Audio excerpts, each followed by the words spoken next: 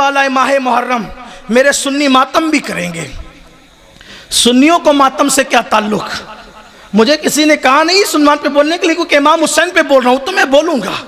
لوگ مجھ سے ناراض اس لیے رہتے ہیں کہ میں سب بولتا ہوں، کیونکہ آپ کی پسند کا مجھے کوئی خیال ہی نہیں رہتا. مجھے تو یار کی پسند کا خیال.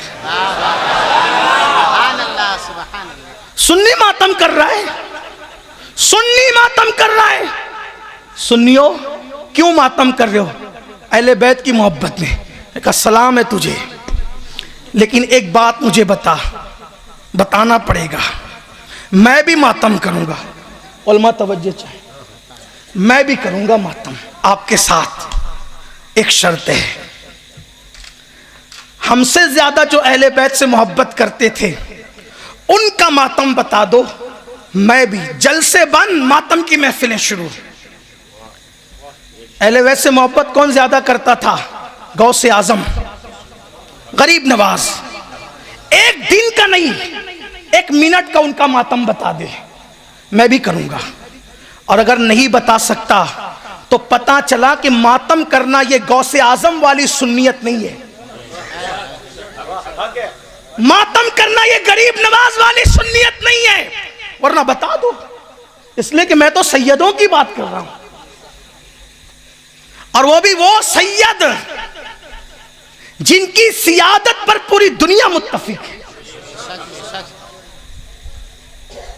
بتاؤ نا کبھی غوث اعظم نے کیے، بتاؤ غریب نواز نے کیے، بتاؤ. ہم بھی کریں گے. اگر محبت اہل بیت ماتم ہی کا نام ہے تو ہم بھی کریں گے. ہم کیوں پیچھے رہے؟ اس لیے کہ واللہ میں تو یہ عقیدہ رکھتا ہوں کہ کسی چیز پر وہ انعام نہیں ملتا جو محبت اہل بیت پہ ملتا ہے. میرا عقیدہ ہی ہے. کوئی مجھ سے بات کرنا چاہے تو کر سکتا ہے. آپ کہیں گے کون سا انعام ملتا ہے اہل بیت کی محبت پہ؟ میں کہا دیکھ، نماز پڑھے جنت ملتی ہے، حج کرے جنت ملتی ہے، زکوٰۃ دے جنت ملتی ہے، صدقہ دے جنت ملتی ہے، عالم بن جنت ملتی ہے، حافظ میں جنت ملتی ہے، ولی بن جنت ملتی ہے.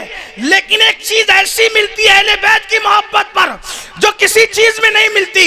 میرے نبی نے فرمایا جو میری اہل بیت سے، حسن حسین، ان کی امی، ان کی ابا اور مجھ سے، قیامت تک ان کی اولاد سے جو پیار کرے گا، جنت کے جس درجے میں میں محمد رہوں گا اسی درجے میں اہل بیت سے محبت کرنے والے بھی رہیں.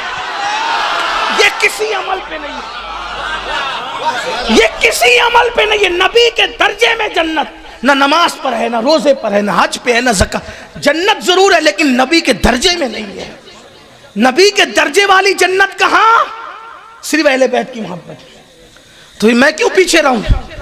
ہم بھی کریں گے ماتم آپ کے ساتھ، لیکن غوث پاک کا ماتم بتانا ہوگا. بتا دو.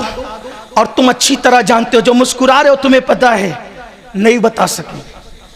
بتا سکتے ہو تو ماتم غوث پاک والی سنیت نہیں ہے.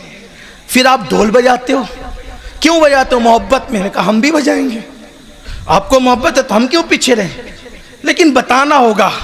کبھی غوث پاک نے بجوایا تھا، کبھی غریب نواز نے بجوایا تھا محرم پر.